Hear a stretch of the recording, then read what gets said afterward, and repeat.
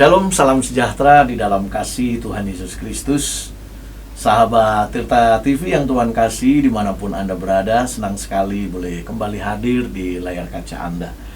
Nah, kali ini acara Dia Jawaban akan menyampaikan satu kebenaran bagaimana kepercayaan Abraham diuji. Sebagaimana iman kita pun pasti mendapat ujian. Nah, kita akan belajar dari satu tokoh Alkitab ini yang menjadi bapa orang percaya. Namun sebelumnya kita akan nikmati satu pujian yang akan hadir memberkati saudara. Buka hatimu dan rasakan hadiratnya turun atas kita semua. Selalu turuti, selalu ikuti semua rencana dan kehendak-Mu, Bapa Surgawi. Semua rencana dan kehendak-Mu, Bapa Surgawi. Terpujilah nama-Mu, Bapa Surgawi. Demikian tadi satu pujian sudah memberkati kita, sahabat Tirta TV yang Tuhan kasih. Nah, sebagaimana tadi saya janjikan, kita akan belajar dari satu orang tokoh yang luar biasa di dalam Alkitab yang dicatat dalam kitab Kejadian pasal 22, bagaimana kepercayaan Abraham diuji. Dan kali ini saya ditemani seorang hamba Tuhan yang konon bolak-balik ke Yerusalem, ya. Bapak Pastor Hari Sempulur, Sarjana Teologi. Shalom, Pak. Shalom. Shalom. Ya. Kita tahu setiap kita memiliki iman, Ya. tapi iman kita tentu yang luar biasa itu akan menghadapi satu ujian, karena fakta di dalam kehidupan itu memang nyata, persoalan itu nyata. Misalnya ancaman PHK, Ya. lantas tiba-tiba kita mengalami serangan satu penyakit, dan penyakit itu bisa merenggut nyawa kita. Artinya begitu diperiksa stadium 4, itu kan waduh, kita apakah kita tetap percaya kepada Tuhan? Karena persoalan sakit penyakit itu nyata, benar, iman kita juga benar. Jadi benar diadu dengan benar.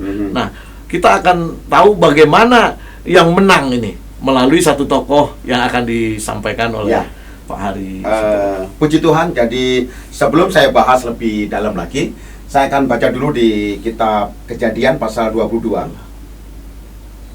Pemirsa kalau sempat membuka Alkitab, buka sama-sama di Kejadian pasal 22 ayat yang pertama. Judul perikopnya adalah kepercayaan Abraham diuji. Setelah semuanya itu, Allah mencoba Abraham. Saya koreksi sedikit, terjemahan yang benar adalah uji. Setelah semuanya itu, Allah menguji Abraham. Saya suka dengan kata ujian. Karena apa? Kalau ujian itu mengarah kepada hal-hal yang positif. Kalau cobaan mengarah kepada hal-hal yang negatif. Ingat dunia pendidikan kita, ujian nasional, nggak ada cobaan nasional. Oke, jadi setelah semuanya itu, Allah menguji Abraham. Ia berfirman kepadanya, Abraham. Lalu sahutnya, ya Tuhan, firman-Nya, ambillah anakmu yang tunggal itu yang kau kasihi, yakni Ishak. Pergilah ke tanah Moria dan persembahkanlah dia di sana sebagai korban bakaran pada salah satu gunung yang akan kukatakan kepadamu. Jadi setiap tokoh dalam Alkitab itu melewati yang namanya ujian. Gak ada yang tidak melewati ujian, semua. Dan ujiannya beda-beda. Beda-beda ya. Gak ada yang sama. Daud bagaimana? Daud, Daniel, Nuh. Wah, itu beda-beda. Ya, saya ingat begini, waktu saya masih SMP dulu, saya punya guru matematika perempuan. Biasanya kalau guru matematika kan Killer. laki-laki, Oh iya. berkumis, penggaris. Ini wanita, dan bukan saja dia pandai mengajar, tapi juga berhikmat. Jadi kalau kita dengerin beliau ngajar tuh, waduh, senang ya. Saya suka. Kadang-kadang ada yang lucu. 4 kali 4 berapa? 16. sempat tidak sempat harap dibalas. Oh. Jadi menarik artinya. Menarik. Sampai kita kangen dengan matematika. Matematika. Padahal banyak orang matematika itu momok gitu ya. Tapi Wow. karena gurunya menarik, menarik caranya, cara menyampaikannya, jadi kita kangen. Tapi dia berhikmat. Saya ini sekolah Kristen terus. Dari kecil saya sekolah Kristen dan setiap kali Berarti sekolahnya di luar negeri terus ya? Ah. Karena bukan sekolah negeri.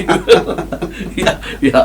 jadi karena dia bukan hanya pintar tapi berhikmat, pada saat ulangan dia kasih itu soalnya. Terus kemudian ini yang nggak pernah kami alami di sekolah kami. Ini guru nih habis kasih soal dia pergi.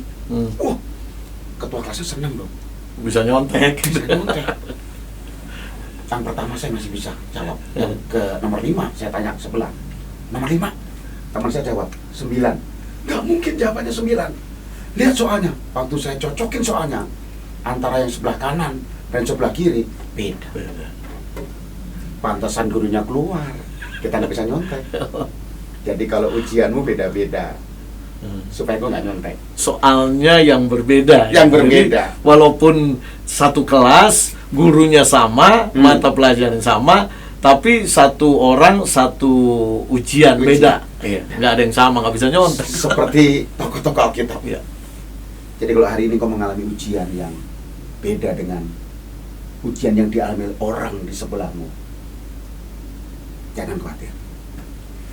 Saya pernah ngajar ya Pak ya. Kalau saya ngajar dulu, kalau saya ngasih ulangan ke murid, saya bikin soal itu, saya nemu jawaban dulu, baru saya tulis soal. Jadi jawaban dulu, dari jawaban itu kita tulis soalnya. Iya. Contohnya, saya nemu jawaban Daud, maka soal yang cocok untuk Daud, siapakah yang membunuh Goliat? Daud. Kan? Saya nemu jawaban nih, Semarang. Apa yang cocok untuk kata Semarang? Ibu kota Jawa Tengah. Padahal saya mau tanya, lumpia basah dari mana? Beda ya. Sama jawabannya. Iya, sama jawabannya. Nah, jadi jangan khawatir, Iya. pemirsa sekalian. Kalau engkau sedang mengalami ujian, jawabannya itu sudah ada. Amin. Dan Tuhan kita itu kreatif ya. Kreatif. Jadi cara menjawab pergumulannya Pendeta Hari Sempulur dengan Thomas itu berbeda-beda, walaupun kasusnya mungkin sama ya, Kasusnya soalnya sama. Luar Jadi nggak biasa. usah iring lihat orang lain terima ujian kok kelihatannya lebih gampang ya. Kok saya berat? Saya punya anak 3. Ya. Yang satu kuliah semester 1, yang kedua SMP, yang ketiga ini TK. Panjangnya Jenjangnya jauh ya. Nah, yang TK ini tiap malam kan ngerjain PR. Nangis, "Mama, susah banget nih PR-nya." Kakaknya turun, keluar dari kamar, "Ya ampun Adek, ini PR mah gampang." Emang gampang sih, cuma tulis ibu, bapak. "Ya ampun Adek, ini mah gampang." Saya dengar kakaknya ngomong begitu, komentar gitu, saya jewer kakak. "Nih, Kak, dengerin. Kamu dulu lebih parah daripada adik." Dia tahu nulis ibu bapak udah SMA. Udah SMA. Jadi jangan khawatir. Ketika kau lihat, kok seolah-olah ujian orang di sebelahmu atau tetanggamu kok lebih gampang ya, berarti kau pernah melewati dan kau pernah mengalami ujian itu. Abraham diuji. Ya. Dan ini waduh, setelah semuanya itu, setelah ujian-ujian yang lain loh, setelah ujian-ujian yang lain, ini ujian terakhir nih, apa? Berikan Ishak. Ya. Ujian-ujian yang lain itu umur 75 tahun disuruh pergi ke tempat yang nanti akan Nggak ditunjukkan, tahu. nggak tahu Ya, di mana? dari mbaknya ya. Nah itu ujian, dia taat. Dia taat. Lalu dijanjikan keturunannya, Dia taat. dia taat. Ini yang terakhir, berikan Ishak. Sudah Dia nggak bisa dikasih. protes, "Tuhan, jangan dong. Ini berat nih. Biar aku bikin batal deh kayak Nuh." Terus Tuhan tanya, "Buat apa?" "Nanti Tuhan turunkan hujan dong." Kita nggak bisa ngatur itu. Atau mungkin dia kalau bisa, kalau mau atau boleh berargumentasi dengan Tuhan, itu kan anaknya ada anak yang lain, Ismail. "Tuhan, Ismail aja saya kasih bonus, saya mamanya sekalian." Gitu. Ismail Tuhan, kalau enggak mamanya. Tapi ini anak perjanjian. Anak perjanjian. Tapi hebat ya, tidak goyah sedikit pun. Keesokan harinya, pagi-pagi benar, bangunlah Abraham, memasang pelana keledainya, dan memanggil 2 orang pembantunya beserta Ishak anaknya. Ia membelah juga kayu untuk korban bakaran itu, lalu berangkatlah ia dan pergi ke tempat yang dikatakan Allah kepada. Keesokan harinya. Jadi nggak nunda-nunda. Tidak nunda-nunda. Nggak nanya Sarah dulu lagi. Kalau nanya Sarah gimana? Dan hebatnya Pak Thomas, Iya. tempat yang dikatakan Tuhan itu, dari rumah Abraham, mereka harus jalan 3 hari. 3 hari. Artinya apa? Dia punya kesempatan untuk bisa berubah pikiran. Mikir gitu ya. Apalagi ketika anaknya nanya, Papa, iya nak, biasanya kalau kasih korban bakaran kepada Tuhan, ada kayu, ada api, ada pisau. Ini pisau ada, kayu ada, api ada. Wedusin. Nah, Kambing dombanya yang mau dikorbanin. dombanya mana Papa? Wah, itu Kalimat hancur. dasar loh. Harusnya orang tua. Tuhan menyediakan. Hmm. Ada jemaat yang nanya dulu, berarti Abraham bohong kan? Bukan. Inilah kalimat iman. Iman.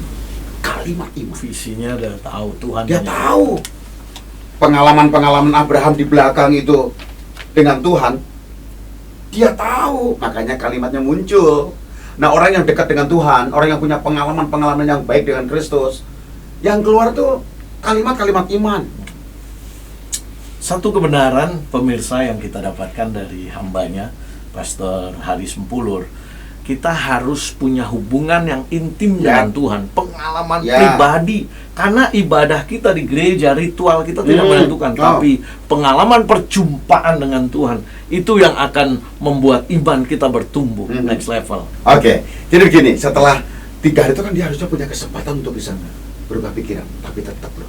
Dan saya yakin ya, Ishak nanyanya bukan hanya sekali. Iya, pasti itu. Papa, ada kayu, ada api, mana domba, dan kalimat itu tetap sama. Tuhan yang menyediakan. Udah sampai nih, dia melayangkan pandangnya pada hari ketiga dan kelihatan gunung itu. Kerennya lagi nih, dia ngomong sama pembantunya, kamu tunggu sini ya. Kami, artinya lebih dari 1 dok. Iya. Saya dan anak ini akan sembahyang. Hmm. Setelah itu, kalimat yang keren, kami akan Kembali.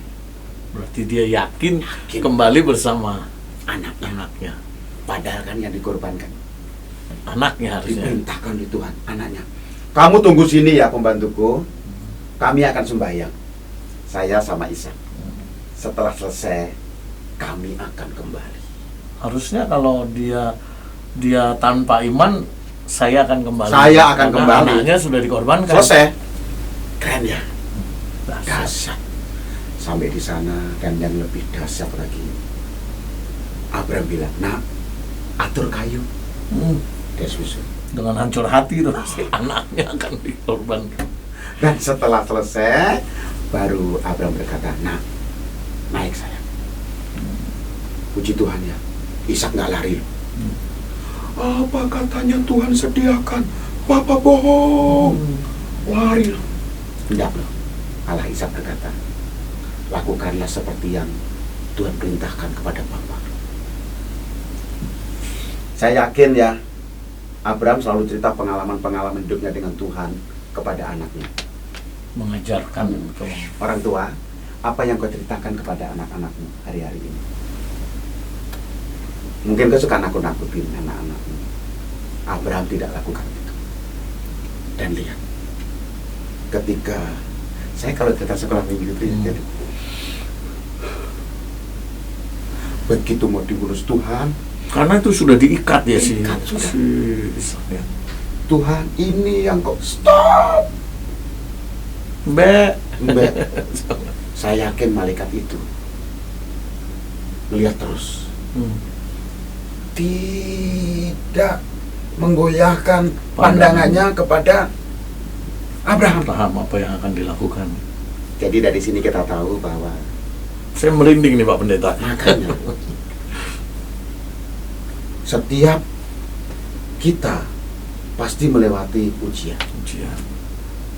Yang kedua, Tuhan menyediakan pertolongan tepat waktu. tidak terlalu cepat dan tidak juga terlambat. Tepat waktu. Tidak terlambat, tepat. Bayangkan, Ini udah dihunus ya. sudah dihunus, tinggal menusuk. Tinggal menusuk aja. Malaikat enggak, stop. Wah, ini pasti malaikatnya bukan orang Jawa. Kalau orang Jawa udah keburu Stop. udah nuncep. Dahsyat. Jadi jangan khawatir pemirsa. Setiap orang melewati ujian. Dan ingat tadi, setiap ujian yang kita nikmati itu jawabannya sudah ada, Sudah ada. ya. Oh, seperti analogi tadi. Ini saya guru, saya bikin soal itu saya nemu jawaban dulu. Yang kedua, Tuhan menjawab kita tepat waktu. Dan yang ketiga, Tuhan bisa menyediakan dari yang tidak ada menjadi ada. Seringkali pemirsa mungkin dengan kalimat Tuhan menjawab tepat waktu, tetapi dengan cara berpikirnya. Nah, padahal waktu kita adalah bukan waktunya Tuhan. Nah, itu yang salah di sana. Karena kadang-kadang kalau kita menyamakan waktu kita sudah terlambat. Saya berkali-kali mengalami dan ada banyak orang juga yang kita layani. Rasanya sudah terlambat itu. Tapi ternyata kita sudah mendapat pertolongan. Ya itu tadi, sekalipun rasanya sudah terlambat. Waktu kita terlambat, tapi waktunya Tuhan tepat pada waktunya. Nah, diperlukan apa? Berserah. Ya. Berserah.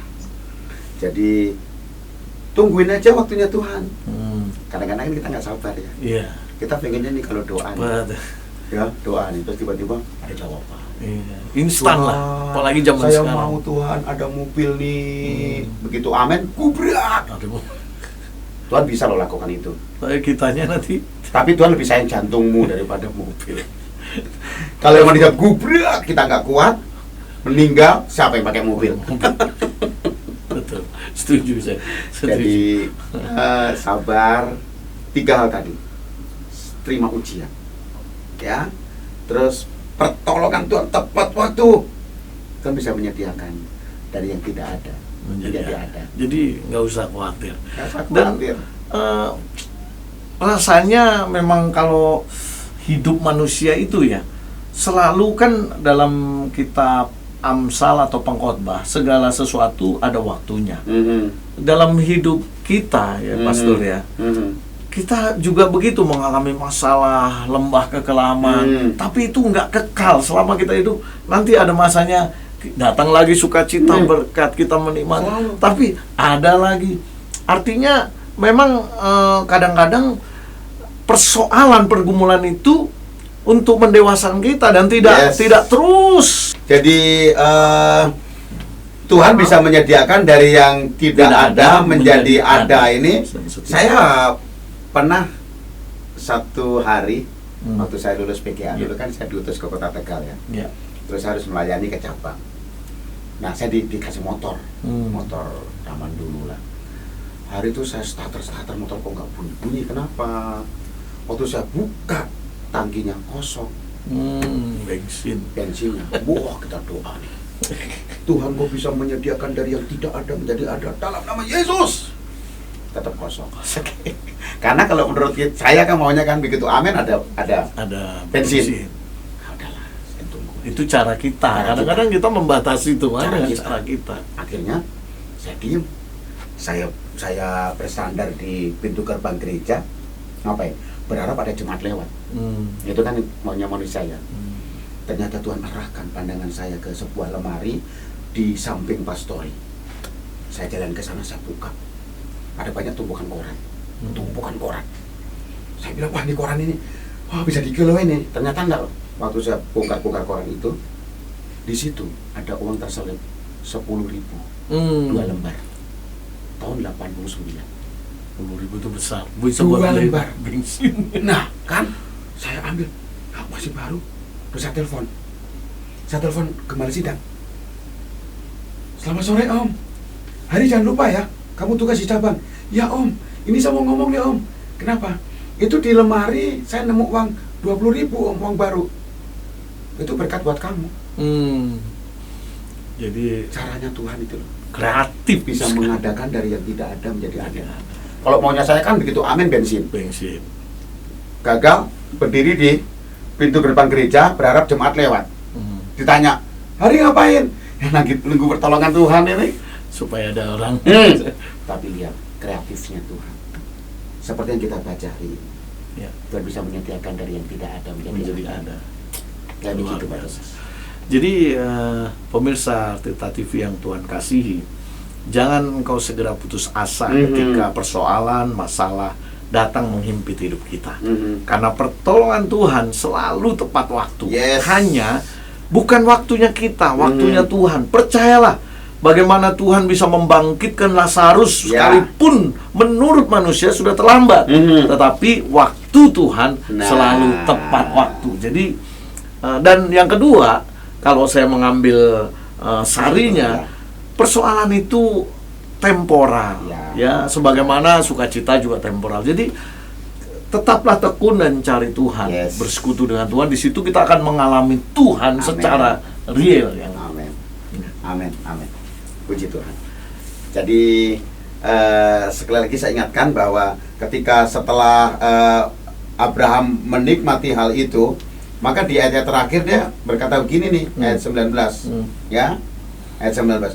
Kemudian kembalilah Abraham kepada kedua pembantunya itu dan bersama-sama berangkat ke Berseba, dan Abraham tinggal di Berseba. Artinya apa?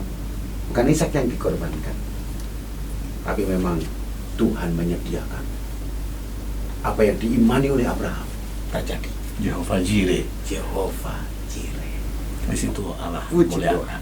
Puji Tuhan. Pemirsa Tirta TV yang Tuhan kasihi dimanapun Anda berada, hari ini satu lagi Tuhan nasihati kita bagaimana iman Abraham diuji, dan itu adalah cara Tuhan menyapa Abraham.